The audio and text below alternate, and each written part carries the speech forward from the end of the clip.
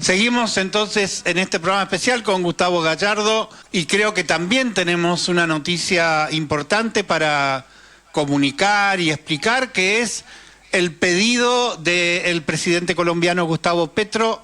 a su par norteamericano de un indulto para nuestro compañero Simón Trinidad, preso político desde hace 20 años en Estados Unidos. Bienvenido, Gustavo. ¿Qué nos cuentas de esta noticia? Muy buenas tardes aquí en Colombia, José, para ti, para todos los compañeros conectados vía Zoom, y de igual manera para todas las personas que nos escuchan por este medio. Sí, efectivamente, como lo señalas, estamos en este momento muy esperanzados en que el gobierno norteamericano, en cabeza de Joe Biden, antes que pueda entregar el mandato a Donald Trump, proceda a otorgar la amnistía o indulto a Simón Trinidad, y este sea repatriado a Colombia, y que a partir de su liberación en Colombia se convierta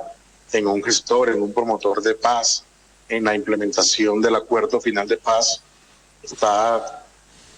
Tiene bastantes deudas al día de hoy, pero de igual manera que Simón Trinidad se pueda convertir también en un ejemplo de paz, de voluntad, de seguridad jurídica para quienes también se encuentran en otras mesas de diálogo en este momento entre el Estado colombiano y los diferentes grupos armados que hoy por hoy hay en Colombia, y que digamos es lo que ha significado la violencia generalizada en el territorio colombiano, y justamente esta paz total es lo que quiere, ¿no? Lo que conlleva finalmente es lograr de una vez por todas cerrar esa página de violencia, de sangre que ha enlutado la sociedad colombiana desde hace mucho más de 60 años ya, y que se necesita un acuerdo generalizado entre los actores armados, pero también entre las fuerzas políticas, entre las fuerzas económicas, entre actores internacionales, entre el modelo transnacional y, por supuesto, el pueblo colombiano. Entonces sí, estamos bastante esperanzados por esa noticia, y qué bueno arrancar, digamos, esta sesión el día de hoy con esa noticia importante que nos llena de mucha esperanza. También vimos un mensaje que, bueno, nos impactó mucho de el colectivo de presos políticos actuales que se pronuncian por la libertad de Simón y leen una carta nada menos que del histórico Marco Sana, el militante español que estuvo varias décadas preso por Franco, que le enviara al propio Simón Trinidad. ¿Cuántos presos políticos sigue habiendo en Colombia a 8 años de la firma del acuerdo de paz, del desarme de la FARC y de la aparente o supuesto fin del conflicto armado? Cosa que alguna vez nos explicaste, que de pasar de ser un conflicto armado con dos organizaciones, en realidad hoy es un conflicto armado disperso con una cantidad de organizaciones dispersas por toda la geografía de Colombia. ¿Cuántos presos políticos quedan y cómo está la situación con los grupos armados? Sí, en este momento, digamos, tenemos un número aproximado de 1.750 prisioneros políticos. 1.750. Para llegar a este número es importante señalar que son de varios, digamos, frentes, por decirlo de alguna manera, o de varias categorías de prisioneros políticos. Primero partamos de los prisioneros políticos de miembros de FARC que aún no han salido de las cárceles y que están reconocidos por ambas partes contratantes, tanto por las FARC como por el Estado colombiano, y ese número oscila aproximadamente entre 88 personas privadas de la libertad en las cárceles, que siendo firmantes de paz, siendo signatarios del proceso de paz, aún se encuentran en las cárceles, y que la Jurisdicción Especial para la Paz, que es el ente judicial creado para la garantía de la seguridad jurídica, no les ha otorgado ningún beneficio de amnistía o libertad. Y hoy, tras la celebración de los 8 años ya de la firma del acuerdo, aún permanecen privados de la libertad. Pero de igual manera, también es importante señalar que la otra guerrilla en Colombia, el ELN, es el otro número importante de prisioneros y prisioneras en las mazmorras colombianas, y también es un número importante. De igual manera, las otras guerrillas o mal llamadas disidencias en Colombia, que son el Estado Mayor Central, la Segunda Marquetalia,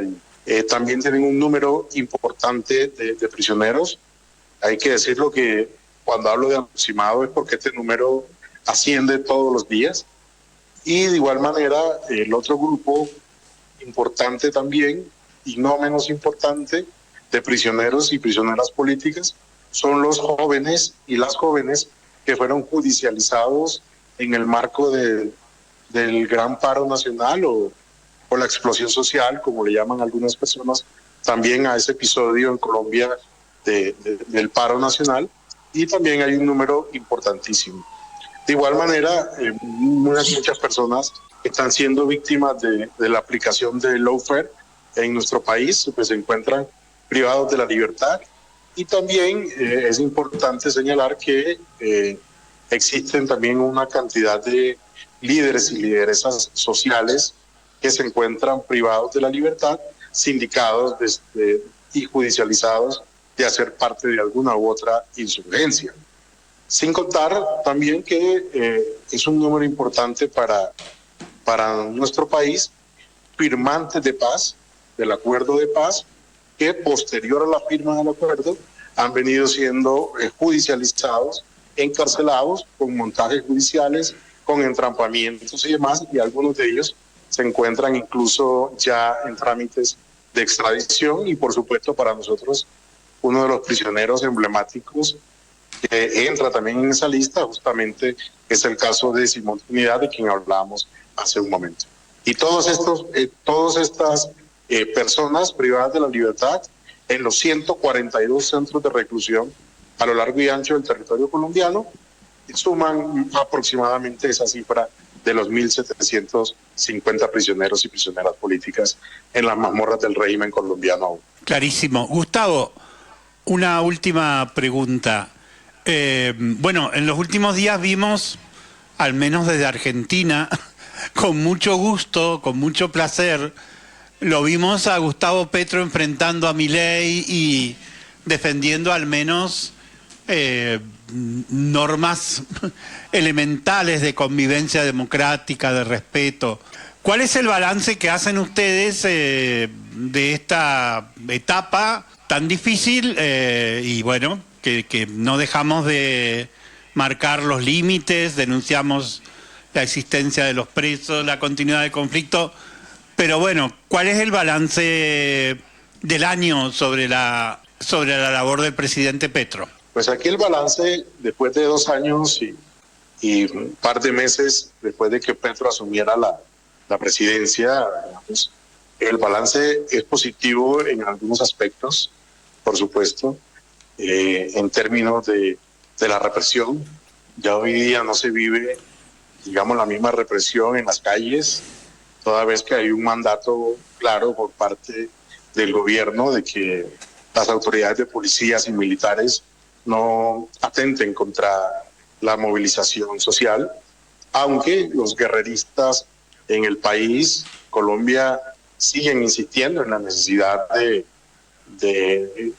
que las fuerzas militares colombianas acaben los conflictos a sangre y fuego. Justo hoy en Colombia acabamos de recibir en la mañana de hoy en Bogotá a 4.000 indígenas que llegaron a Bogotá exigiendo un proceso de la reforma rural integral y un proceso